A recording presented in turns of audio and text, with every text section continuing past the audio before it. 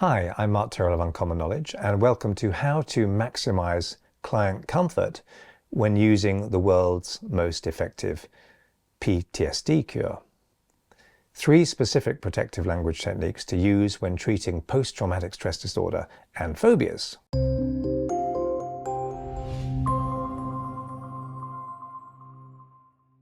Now, I'm thinking of a particular case, and the air in the room seemed to crackle with urgency as this particular client spoke to me. His eyes were wide, fixed in a gaze of eternal horror, an unfading snapshot of an unbearable moment continually lived. So James, this client, only alluded to the severe physical and sexual abuse he'd suffered. He couldn't bring himself to describe it directly. And the old sticks and stones adage couldn't be further from the truth. Words can hurt even when they come from our own mouths. It wasn't just that he'd suffered abuse, but that he was still living that horror many years later. The now he lived in was still that same now he'd experienced back then during the abuse. Trauma locks people in time. No matter how hard they try to move forward, it keeps them anchored in the past, like a fiend yanking them back by the throat. But there was something else James said that really got to me. The post-traumatic stress James was suffering from childhood abuse had gotten worse after seeing a particular therapist. So finally, in his 30s, James had mustered the courage to seek help for his terrible nightmares and flashbacks. And all he got was more pain and muddled therapeutic theory. James told me that his last therapist had made him talk about what had happened. And he said he even made me close my eyes and try to relive it. He seemed to think that that was the key to getting better, to feeling all the pain again. And he told me there must be something that I didn't remember, and that was the real root of my PTSD. But I already knew what caused it. I already remembered it, only too well. James now had terrible memories, not just of the abuse, but of the therapy itself that he'd received for that abuse. His nightmares and flashbacks got worse after the therapy, and that therapists had actually believed, because of their ideology, that that was all part of progress. James had come to dread every session and needed time off work just to recover after each session that it had. James's therapist tried to convince him that all this extra pain was somehow part of the healing process. Clearly, he had a severely limited knowledge as to what trauma actually is. Amazingly, James was still prepared to give therapy another go. He told me that he felt there had to be help out there somewhere, and he wasn't wrong. So after that other therapist, James's next therapist tried eye movement desensitization reprocessing, or EMDR, and the emotional freedom technique, EFT, or tapping, and you might have heard of these methodologies. James found this a bit more useful, which wasn't hard after his first experience, and it seemed to help him at least get back to where he was before seeing that first therapist. But it wasn't coupled with deep relaxation, and the howling nightmares continued even after these methodologies were sort of tried on James. Still, James found himself plagued by the memories of sexual and physical abuse. The distraction of self-tapping during a flashback would sometimes help it pass a little quicker, but he still got the flashbacks. When he remembered to do the tapping, that was, and sometimes he didn't remember because he was so caught up in the flashback. But it wasn't quite enough. When we truly understand what trauma is and what is needed to lift it, only then can we offer a real way of helping somebody and renew hope in them. So what does a traumatized client really need? To help a client overcome trauma, we need to keep them comfortable and relaxed. That's number 1. Secondly, we need to keep them focused on the present. PTSD, trauma, drags people back in time. It spontaneously, hypnotically regresses them, or at least that's the way it feels. Number 3, we need to keep them disassociated. The client needs to experience being associated with the present, or a sense of resourceful empowerment, and disassociated from the trauma itself. When this happens, even decades-old trauma can be lifted incredibly comfortably and fast. Any technique that can help clients do these 3 things will help them. So if someone can do EMDR or EFT, incorporating those three elements, then it will be that much more powerful. Trying to get clients who are less extremely traumatized to talk through what happened may help them process the trauma eventually, but it could be painful. But for the around a quarter of clients, talking about the trauma will actually deepen it if they're severely traumatized. So just talking it through can re-traumatize them, because it means they have to experience the horror again and again, and it can embed it deeper. This knowledge has been available for some time, and I feel it's unethical to continue to try to treat trauma in ways that do not take the nature of trauma and trauma cure into account. The rewind technique is currently the most comfortable and reliable way of using the three principles of ethical trauma resolution. It's an amazingly quick and safe way to lift debilitating trauma and phobias in most people. But even when using rewind, practitioners still need to consider the way they communicate. The language you use when working with rewind can make all the difference to both its effectiveness and your client's comfort. Just as you must avoid peanuts if you have a nut allergy or gluten if you're celiac, you must avoid provocative language if you're treating someone with trauma. Keeping our language safe, at least until the trauma or phobia is lifted, is paramount. Phobic or traumatized people often find that the slightest trigger sets them off, and words can be powerful triggers. So just the mention of the word spider can spark terror in an anacrophobe.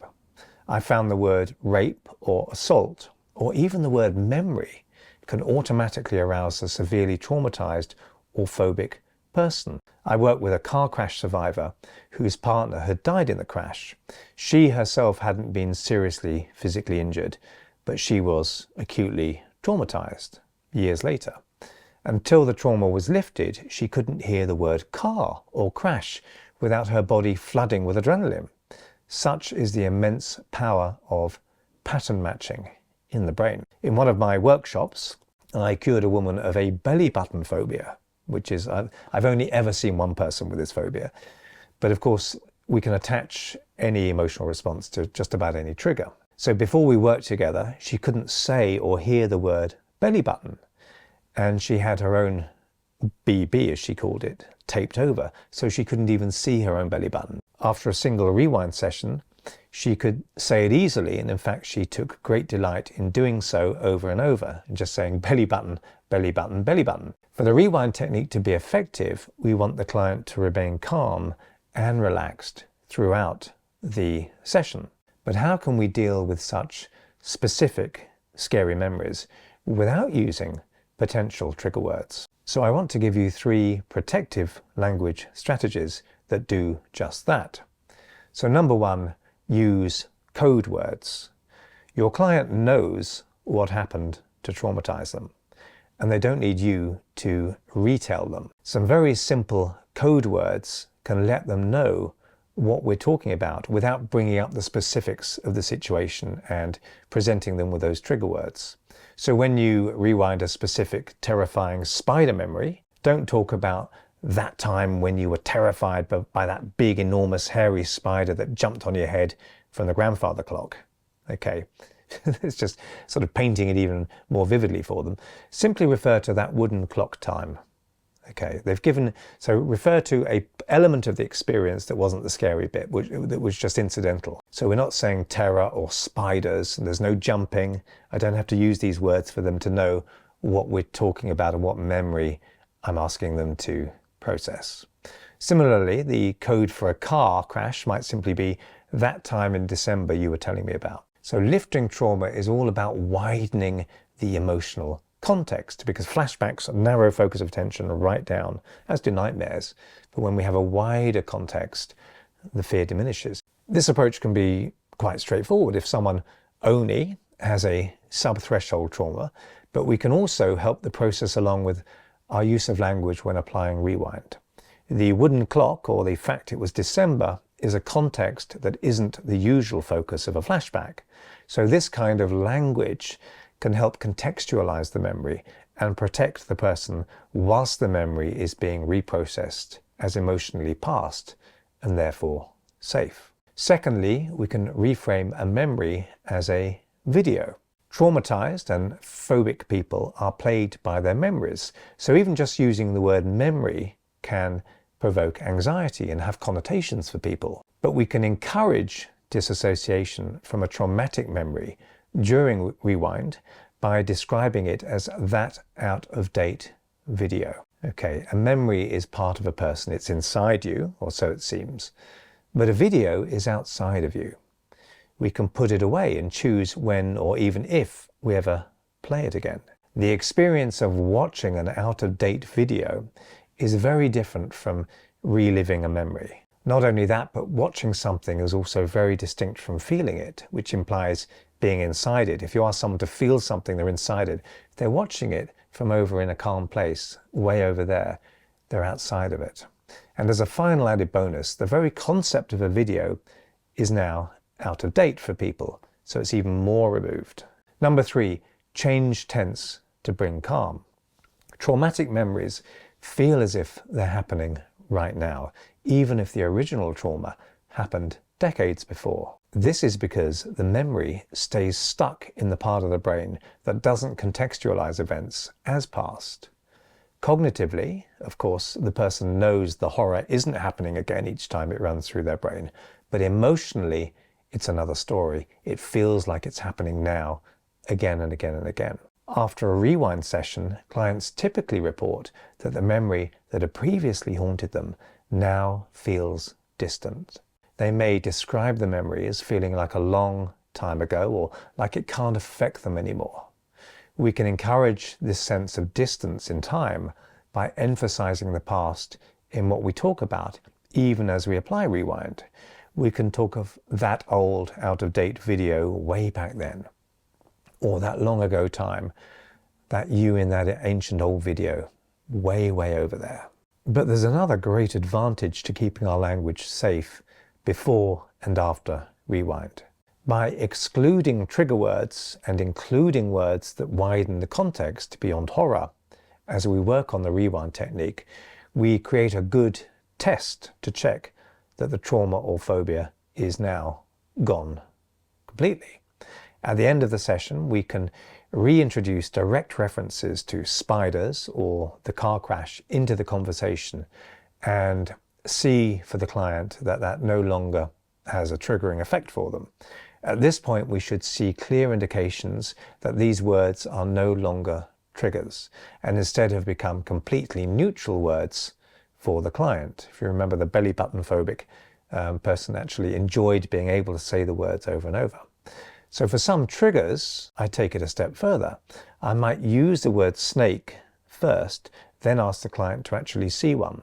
So the power of the rewind technique is such that it's likely to work even when the practitioner doesn't specifically use these language tools, and many don't. They just use the technique in quite a sort of rote kind of a way. But I believe we owe it to the phobics and trauma survivors to make their recovery as comfortable as possible, and protective language really helps with that. It makes me feel ashamed and embarrassed of my profession when I hear the stories of people like James who seek help and end up feeling worse. And then they're sold the idea that feeling worse is somehow part of the therapeutic process. After his rewind treatment, James said, and I'll never forget it, he said, "It feels like I can finally be me, like I'm no longer carrying that horrendous weight of terror and shame within me anymore. I can connect with other people without this invisible wall of horror coming between us. I feel free, light, and happy." As expected, James can now think about, and if he chooses to talk about what happened to him, he can, but he doesn't need to.